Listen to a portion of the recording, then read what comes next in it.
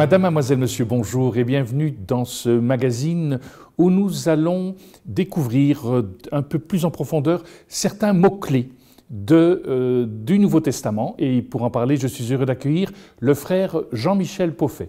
Jean-Michel Poffet, bonjour. Bonjour. Vous êtes dominicain, vous avez durant de très nombreuses années enseigné l'exégèse à l'université de Fribourg et vous avez également été directeur de l'école biblique de Jérusalem. Et nous avons le plaisir de vous accueillir puisque vous avez publié en 2021 ce livre paru aux éditions du Cerf, 7 petits mots de l'Évangile.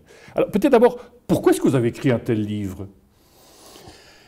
Parce qu'il m'a semblé nécessaire de dépoussiérer le vocabulaire religieux.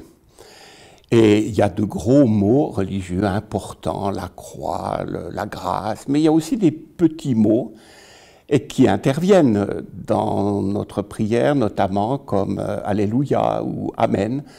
Et je n'étais pas persuadé que ces petits mots faisaient encore sens. Ils sont fatigués, comme une grande partie du langage religieux. Et un exégète, c'est aussi quelqu'un qui peut être armé d'un balai, dépoussière un vocabulaire fatigué, des mots usés, pour permettre, en les redécouvrant, eh bien, d'accéder à une vie de foi peut-être un peu plus concrète. Voilà. Alors, on va peut-être commencer avec ce premier mot, vous l'avez cité, Amen. C'est vrai que dans la liturgie, on le dit régulièrement. Peut-être qu'on n'a pas toujours bien compris le sens. Alors, Amen, qu'est-ce que ça veut dire en fait? Alors, Amen, c'est une racine en hébreu. L'hébreu est une langue de racines, souvent avec 3 consonnes, et puis des voyelles vont s'ajouter. Et ces 3 consonnes, A, M, N, pour le dire dans notre langue, désignent la stabilité, la fermeté, ce qui tient, ce qui est solide. Et alors cette notion va se déployer à travers toutes sortes de registres, parce que l'hébreu est une langue très concrète. Elle n'aime pas l'abstraction. Et par conséquent, ça va se conjuguer dans toutes sortes de registres, comme par exemple les tenants d'une porte. Ce qui tient, eh bien, ça sera cette expression-là. Ou bien, par exemple, pour un terrain, on dira qu'il est solide. Ou bien pour une source, qu'elle est fidèle, qu'elle tient sa promesse, si on veut. C'est d'ailleurs une des... Comment dire... Celui qui ne connaît pas les langues bibliques s'étonne parfois, en comparant les différentes Bibles, de la diversité des traductions. Mais c'est qu'une notion comme celle de stabilité, de solidité, va être rendue par différents mots en français. Mais l'idée fondamentale est celle-là, de stabilité, de fermeté, de solidité aussi. Donc, quelque part, quand le peuple de Dieu dit « Amen », c'est un acte de foi. Alors, quand on dit « Amen », ce n'est pas un petit « Amen » qu'on dit du bout des lèvres avant de s'asseoir. Voilà, avant de s'asseoir. Oui, vous le dites dans votre livre d'ailleurs. Amen avant de s'asseoir. Voilà, oui. Ou bien, on sait qu'on peut s'asseoir. Voilà. Ou bien on dit « Amen » à tout. Voilà. En fait, ça veut dire « oui, c'est vrai ». Et donc, lorsque on vient communier, par exemple, et que le prêtre nous présente le corps du Christ, dire « Amen », c'est « je crois ». Voilà, on y reviendra. Mais d'abord, donc, une idée de solidité et de fermeté, et on peut passer du plan physique, comme la porte ou une source ou un terrain, à un plan spirituel. Et alors, on va vers des notions de fidélité, de fiabilité, si on veut. Il y a un très beau passage dans l'Exode, une belle évocation de l'attitude de Dieu. C'est l'Exode au chapitre 34. Dieu qui est miséricordieux et bienveillant, lent à la colère, plein de fidélité et de loyauté. Voilà. Il tient ses promesses. Il nous propose son alliance. De son côté, il y aura fidélité et solidité. Il attend évidemment la même chose de notre côté. Et c'est comme ça que, en Isaïe aussi, on a la mention très belle le Dieu de l'Amen, hein, le Dieu de l'Amen, c'est-à-dire de la fidélité ou le Dieu de vérité. Donc, l'Amen est d'une certaine manière un des attributs de Dieu, si je vous entends bien? L'Amen nous est présenté là comme un des attributs de Dieu, et dans l'Apocalypse, ça sera même un attribut du Christ. Il reçoit le très beau nom de Amen.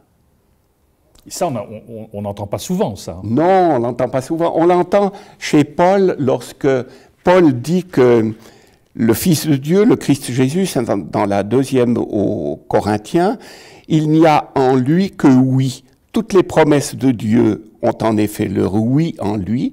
Aussi bien est-ce par lui que nous disons l'Amen à Dieu pour sa gloire. Donc, par le Christ, nous disons Amen. Et pour ça, il faut qu'il habite notre adhésion d'une certaine façon. Tandis que l'Apocalypse, c'est unique, lui donne le titre de l'Amen. Il l'amène comme Dieu est l'Amen dans l'Ancien Testament. C'est un petit peu dans cette idée aussi, quand Dieu dit à Moïse « je suis qui je suis », le « je suis » que ego émi qu'on retrouve dans le Nouveau Testament, on est dans le même ordre avec l'Amen, alors si je vous entends bien. Oui, donc le « je suis » que toute la philosophie et la théologie occidentale ont interprété en termes d'être. L'hébreu, ça serait plutôt « je serai qui je serai » et vous me découvrirez au long des âges, hein, au fur et à mesure de cet accompagnement dans l'histoire. Mais pour dire l'attitude de foi, il y a cette racine aman devient dans le verbe réfléchi, est utilisée pour l'enfant. L'enfant qui se fait porter sur les bras de sa nourrice. Et celui qui est porté, il est bien, il est stable, il repose sur le sein de sa mère. Et le même verbe, lorsqu'il est conjugué cette fois au transitif, je me fais porter, c'est celui qu'on va traduire par croire. Si vous ne tenez pas à moi, dans le livre d'Isaïe, vous ne tiendrez pas. Si vous ne croyez pas en moi, vous ne tiendrez pas. En somme, si vous ne vous laissez pas porter, vous ne serez pas fiable, n'est-ce pas? Vous ne tiendrez pas le coup.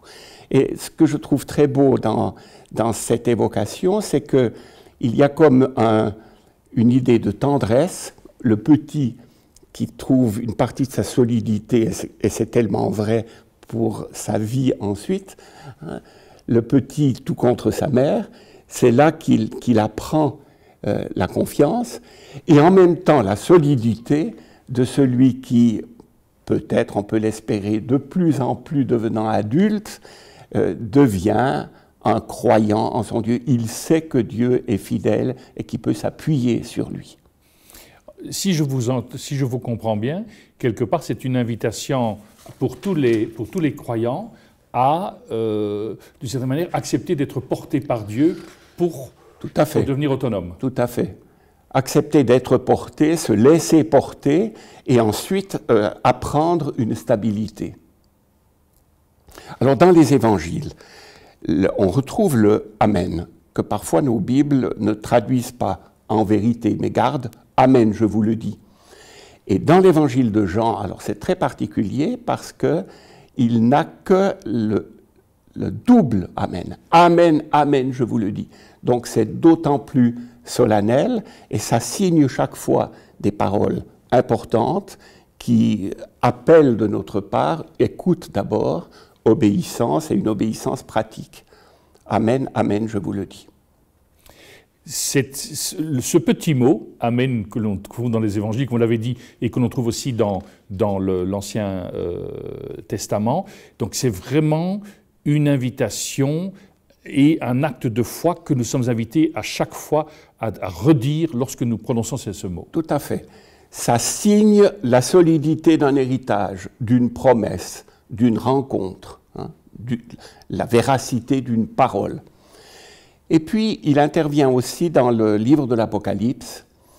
Vous savez que l'Apocalypse, c'est à une époque chahutée peut-être un peu comme la nôtre, pas encore les persécutions, elles viendront à la fin du siècle, mais le péril d'être tout simplement assimilé par un pouvoir économique, on dirait aussi aujourd'hui médiatique et culturel, et donc il s'agit de réveiller les chrétiens, et surtout de leur donner l'espérance qu'ils n'ont pas d'autre victoire à attendre que celle de l'agneau pascal, debout mais immolé. Et c'est comme ça que dans l'Apocalypse, il y a cette belle image d'une porte ouverte dans le ciel. Et la liturgie se déroule au ciel, ça c'était très juif aussi, la liturgie de la terre doit être à l'unisson avec le chant des anges devant la majesté divine, si on veut. Et parmi les cantiques qui sont chantés, il y a des doxologies qui se terminent par Amen. J'en ai une ici, les 24 anciens, les 4 vivants, c'est au chapitre 19 de l'Apocalypse, ou bien déjà au chapitre 12. Tous ceux qui acclament Dieu et l'agneau disaient Amen. Louange, gloire, sagesse, action de grâce, honneur, puissance et force, ça fait 7, à notre Dieu pour les siècles des siècles. Amen. Voilà, c'est une des plus grandes doxologies de l'Apocalypse. Il y en a des plus petites, des plus courtes.